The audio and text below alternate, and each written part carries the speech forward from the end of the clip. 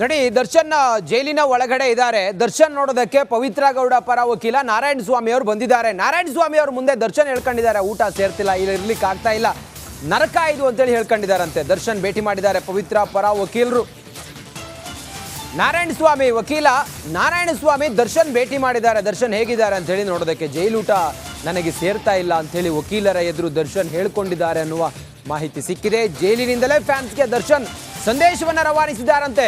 ಅಭಿಮಾನಿಗಳು ಯಾವುದೇ ತಪ್ಪು ಮಾಡಬೇಡಿ, ಮಾಡದಂತೆ ಮನವಿ ಮಾಡಿದ್ದಾರೆ ದರ್ಶನ್ ಪವಿತ್ರ ಗೌಡ ವಕೀಲರ ಮೂಲಕ. ಈಗ ದರ್ಶನ್ ಅವ್ರನ್ನ ಭೇಟಿಯಾಗಿ ಮತ್ತು ಪವಿತ್ರ ಗೌಡರನ್ನ ಭೇಟಿಯಾಗಿ ನಾರಾಯಣ ಸ್ವಾಮಿ ಅವರು ಜೈಲಿಂದ ಹೊರಗಡೆ ಬಂದಿದ್ದಾರೆ. ಅವ್ರ ಟೀಮ್ ಫುಲ್ ಬಂದಿದ್ದಾರೆ. ಒಂದು ಮಾಹಿತಿ ಇದೆ ಏನಂತ ಹೇಳಿದ್ರೆ, ಒಂದಷ್ಟು ಜನ ಅಕ್ಯೂಸ್ಡ್ ಅದರಲ್ಲಿ ಇರೋರು ಸಾಕಷ್ಟು ಬಡವರಿದ್ದಾರೆ. ಅವ್ರಿಗೆ ಸ್ವತಃ ನಾರಾಯಣ ಸ್ವಾಮಿ ಅವರೇ ಹೆಲ್ಪ್ ಮಾಡಿದ್ದೀನಿ ಅಂತ ಕೇಳ್ಪಟ್ಟಿವಿ ಸರ್. ಅಂತಂದರೆ ಅಲ್ಲಿ ಅವ್ರ ಮನೆಯಲ್ಲೂ ಕೂಡ ಅಷ್ಟೊಂದು ಕಷ್ಟ ಇದೆ, ತಾವೇ ಒಂದು ಕಾನೂನಿನ ಹೋರಾಟದ ಬಗ್ಗೆ ಸಹಾಯ ಮಾಡ್ತಿದ್ದೀರ ಅನ್ನೋ ಮಾತಿದೆ. ಜೊತೆಗೆ ದರ್ಶನ್ ಅವ್ರನ್ನ ಭೇಟಿಯಾಗಿದ್ದಾರೆ, ಏನು ಚರ್ಚೆ ಆಯಿತು ಸರ್? ನಾನೇ ಮಾಡಿದ್ದೀನಿ ಅಂತಂದರೆ ಅದು ಸ್ವಾರ್ಥ ಆಗುತ್ತೆ, ಜೊತೆಗೆ ಸೆಲ್ಫ್ ಬೂಸ್ಟಿಂಗ್ ಆಗುತ್ತೆ. ಅದು ನಾನೇ ಅಂತ ಅಲ್ಲ ಸರ್, ದರ್ಶನ್ ಅವ್ರಿಗೂ ಅವ್ರಿಗೆ ಹೆಲ್ಪ್ ಮಾಡಬೇಕು ಅನ್ನೋದು ಖಂಡಿತ ಇದೆ. ಬಿಕಾಸ್ ಅವ್ರು ಯಾರು ಏನೂ ಮಾಡಿಲ್ಲ, ಹುಡುಗರೆಲ್ಲ ಒಳ್ಳೆ ಹುಡುಗರು ಅನ್ನೋದಿದೆ. ನಾನು ದರ್ಶನ್ ಅವ್ರನ್ನ ಇವಾಗ ದರ್ಶನ್ ಅವ್ರಿಗೆ ಕೇಸ್ ಯಾರು ಹ್ಯಾಂಡಲ್ ಮಾಡ್ತಾರೋ ನನಗೆ ಅದು ಬೇಡ್ದಿಲ್ಲದ್ದು. ಜಸ್ಟ್ ಒಂದು ಜನರಲಿ ಅವ್ರನ್ನ ಮೀಟ್ ಆಗಬೇಕು, ಮೀಟ್ ಆಗಿದ್ದೀನಿ ಅಷ್ಟೇ. ಬಿಕಾಸ್ ನಾನು ಇನ್ನೂ ಬೇರೆ ಕೇಸ್ಗೋಸ್ಕರ ಬಂದಿದ್ದೆ, ಹಂಗೆ ಮೀಟ್ ಆಗಿದ್ದೀನಿ ಅಷ್ಟೇ. ಆದರೆ ನಾನು ಅವತ್ತು ಹೇಳಿದ್ದೀನಿ, ಇವತ್ತು ಹೇಳಿದ್ದೀನಿ, ದರ್ಶನ್ ಅವರು ಈ ಕೇಸಲ್ಲಿ ನಿರಪರಾಧಿಗಳು, ಅವರು ಇನ್ನೋಸೆಂಟ್ ಅಂತ ಹೇಳಿದ್ದೀನಿ. ಬೇರೆ ಹುಡುಗರದ್ದು ತಾವು ಕೇಳಿದ್ರಿ, ಖಂಡಿತವಾಗಿಯೂ ಈ ಕೇಸ್ ಅಂತ ಅಲ್ಲ ಸರ್, ಯಾವುದೇ ಕೇಸಲ್ಲೇ ಆಗಲಿ ನನ್ನಿಂದ ಸಹಾಯ ಆಗುತ್ತೆ ಅಂದರೆ ಖಂಡಿತ ಸಹಾಯ ಮಾಡೋದು ನಾನು ಒಬ್ಬ ಭಾರತೀಯನಾಗಿ, ಒಬ್ಬ ವಕೀಲನಾಗಿ ನನ್ನ ಕರ್ತವ್ಯ. ಖಂಡಿತವಾಗಿಯೂ ಮಾಡ್ತೀನಿ. ನಾನು ಅಷ್ಟೇ ಅಲ್ಲ ಸರ್, ಯಾವುದೇ ಒಬ್ಬ ವಕೀಲನಾಗಿದ್ದರೂ ಕೂಡ ಎಷ್ಟೋ ಜನ ನಮ್ಮಲ್ಲಿ 100 ಜನ ವಕೀಲರಿದ್ದಾರೆ ಸರ್, ಈ ಥರ ಸಹಾಯ ಮಾಡೋರು. ಖಂಡಿತ ಸಹಾಯ ಮಾಡ್ತಾರೆ, ಅಷ್ಟನ್ನು ಮಾತ್ರ ಹೇಳ್ತೀನಿ.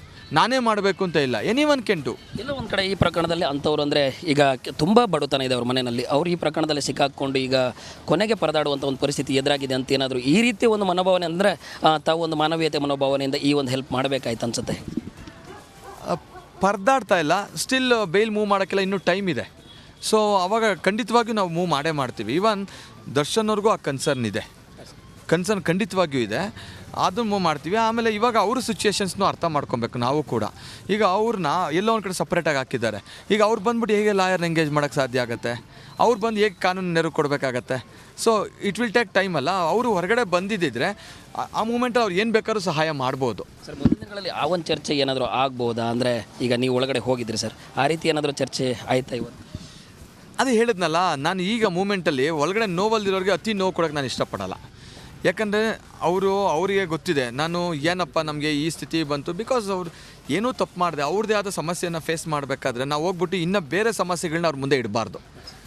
ಸೊ ಆ ಕೆಲಸ ಮಾಡೋದು ಅದು ಮಾನವೀಯತೆ ಅಲ್ಲ ಅಂತ ನಾನು ಅಂದ್ಕೊಂಡಿದ್ದೀನಿ. ಒಬ್ಬ ಲಾಯರ್ ಆಗಿ ಕೂಡ ವೈಯಕ್ತಿಕವಾಗಿ ನಾನು ಅಂದ್ಕೊಂಡಿದ್ದೀನಿ, ಒಬ್ಬ ಸ್ನೇಹಿತನಾಗಿ ಕೂಡ ನಾನು ಅಂದ್ಕೊಳ್ಳೋದು. ಸೊ ಹಾಗಾಗಿ ನಾನಿಲ್ಲ, ಇದೊಂದು ಕ್ಯಾಶುವಲ್ ಮೀಟಿಂಗ್ ಅಷ್ಟೇ. ನಾನು ಈವನ್ ದರ್ಶನ್ ಅವ್ರ ಹತ್ರ ಬಂದು ನಾನು ಕೇಸ್ ಬಗ್ಗೆನೂ ಅಷ್ಟಾಗಿ ನಾನು ಮಾತೇ ಆಡಲಿಲ್ಲ. ನಾನು ಸಪ್ರೇಟಾಗಿ ಎಲ್ಲನೂ ಸಪ್ರೇಟಾಗಿ ಈವನ್ ಬೇರೆ ಹುಡುಗರದ್ದು ಏನಿತ್ತು ಅಕ್ಯೂಸ್ಗಳು, ಅವ್ರನ್ನೂ ನಾನು ಸಪ್ರೇಟಾಗಿ ಮೀಟ್ ಆದೆ.